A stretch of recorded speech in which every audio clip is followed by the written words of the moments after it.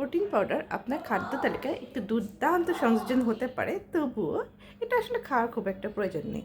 এই protein powder থাকে অনেক প্রোটিন, ভিটামিন এবং খনিজ, কিন্তু মাছ, মাংস, ডিম, দুধের মতোই প্রাণীজ উৎস থেকে আসা প্রোটিন, সেই সাথে সয়া, কুইনোয়াকে সম্পূর্ণ প্রোটিন বলা হয়।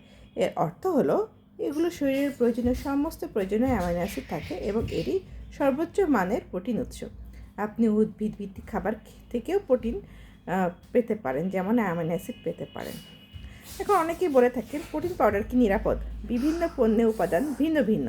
প্রোটিনের পাশাপাশি কিছু পাউডারে অতিরিক্ত চিনি, স্বাদ এবং ভিটামিন থাকে, যা শর্করা বাড়িয়ে দিতে পারে রক্তের মধ্যে এবং এর কারণে ওজন বৃদ্ধি পেতে পারে।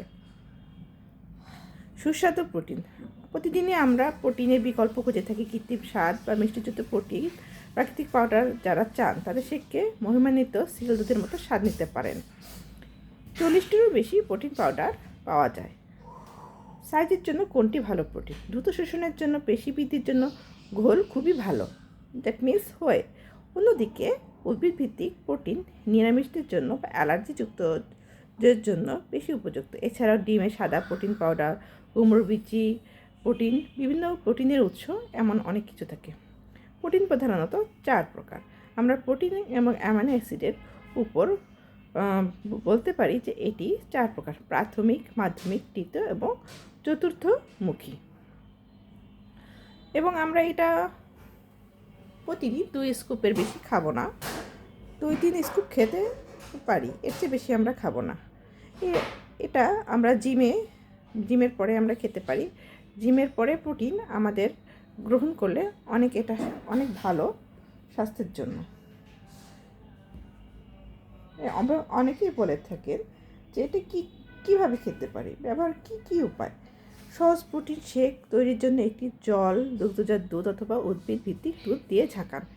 এটি হিমায়িত কলা, বরফ অথবা ফলের সাথে ব্লেন্ডারে মিশিয়ে স্মুদি তৈরি করুন। এটা আপনাকে প্যানকেক, ব্যাটার অয়েল বা ওটমিলের সাথে যোগ করুন। ঘরে তৈরি প্রোটিন বার তৈরি করুন।